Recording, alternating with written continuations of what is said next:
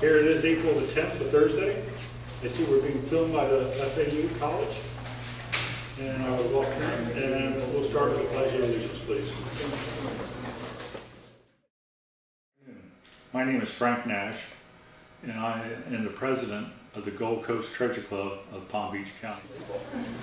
Hey, ball.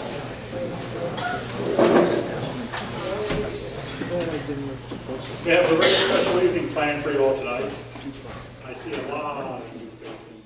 I joined the club about 8 years ago with my young daughter, who was only 10 at the time.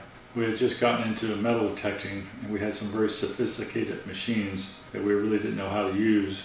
And we figured by joining the club, members there that have 20, 30 years of experience could help teach us how to use our expensive machines, and also for the activities they provided in the social outlet. And I've been enjoying it ever since, and all the way up to becoming vice president and then finally president of the club just a couple of years ago. Get the board meeting details will be better next month, but more details will follow. By a show of hands, if it was a Saturday versus a Sunday, who would go for Saturday? About a 2-hour drive where we're going. Saturday. What about Sundays? Show of hands. Very good. We're going to speak at the board meeting. Details will be better next month, but you will find it's going to be well worth your time and effort.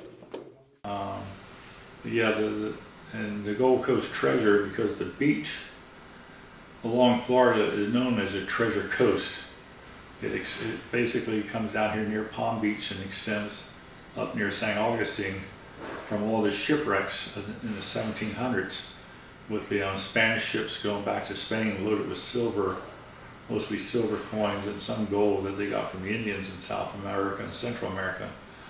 And I guess they didn't know about hurricanes as well as we do today with the satellites. And these ships, these heavy ships loaded with all these millions of dollars of silver would come crashing on our shores during a hurricane.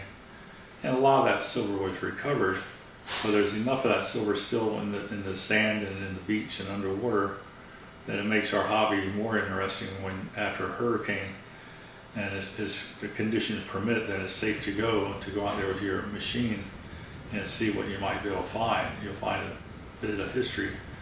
But so the Treasure Coast, Gold Coast Treasure Club was mostly because of the treasure coast of Florida. So that was part of the name of it too.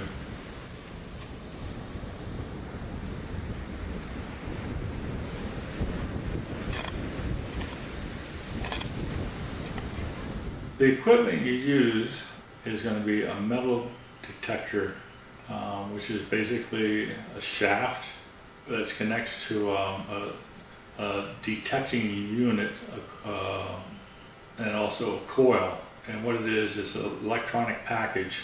The detector itself is the brains and the heart of it. It's got a computer, it's got a battery pack, and it goes with some wires through a cable down to a coil, and it electronically sends a signal from the box to the coil, which goes into the ground, and it bounces back and tells you if there's something metal.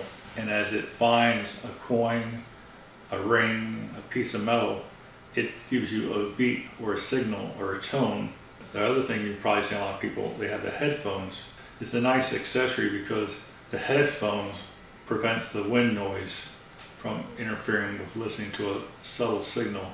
And then of course you need a scoop for when you do get a signal, you have a way to get the dirt out of the ground, a way to shake it to see what falls through the dirt and what's left behind. There is a term I heard years ago called the beach bank. And it's called the beach bank because every day people are making deposits to the beach bank.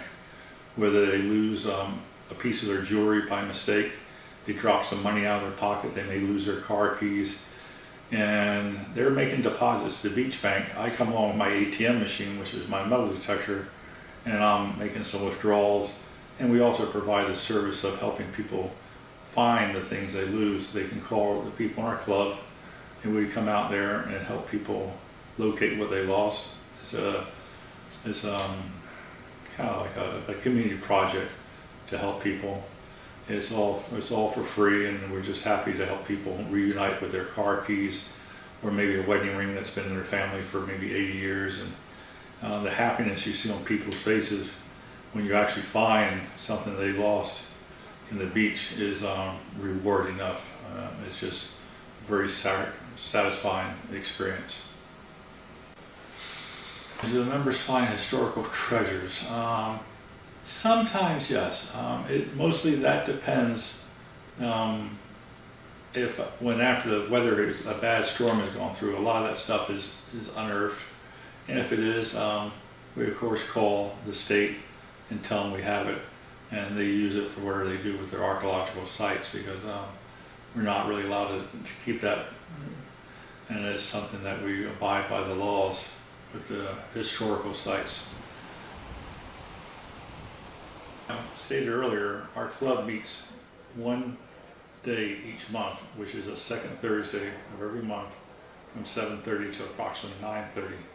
And each month is different. We do have every month the best finds, where the different club members who have found something special, either on the beach, in a park, or maybe they were on a trip somewhere, maybe they were out west, and they can bring something back they found on a different vacation or something. So that happens every month, what they call the monthly best finds. So based on the voting of the peers, there was nothing in best gold and stones, but for second prize for 14 karat, Ms. Paul. This was in wet sand, and it was about probably close to 6 inches. Boynton? In Boynton Beach. If this was open, I would not have found it. They evidently had laid their stuff on the blankets. Whenever you find something, I'll do it quick, whenever you find something and you know it's been raining like that week, as soon as you find something, put your stamp on it, if it's in the dry sand or whatever, and then start doing a circle and work your way out to about 30 feet.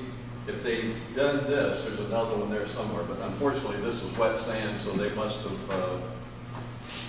tied them up with it. Yeah, I found this in the acreage, in a state house out there that was just torn down. Guy gave me permission to go ahead and hit on it. And it was like about 6-7 inches in the dirt alongside a variable wall. It was thick, of course. I've been working on it for 2 weeks now. Post World War II, I know that.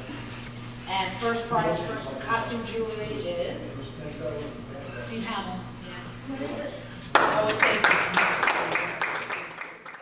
So, and then we may have someone that bring us like a movie or a film or a documentary, and we have also guest speakers from all over the world that come into our place, and we'll talk about what they have found with their metal detectors. And it varies, not just a bunch of people getting around for a few hours and looking at a few pennies or coins they found and being bored. We serve many purposes, our club. It's well known all around the country and the world. And people, when we have visitors from out of town, they're welcome as our guests. Anyone can come as a guest. Anyone who's watching this film, keep it in mind, like I said, the second Thursday of every month. You're welcome to come, see what's going on, and it's absolutely free. It's fun. I mean, it's not like, I always told people, it's not like I'm doing this because I need the money. It's because I enjoy it. It's like, I think as a kid, like I said, this almost goes back to like when you're a kid for an Easter egg hunt, or you get a birthday. Wow, I wonder what's in this box.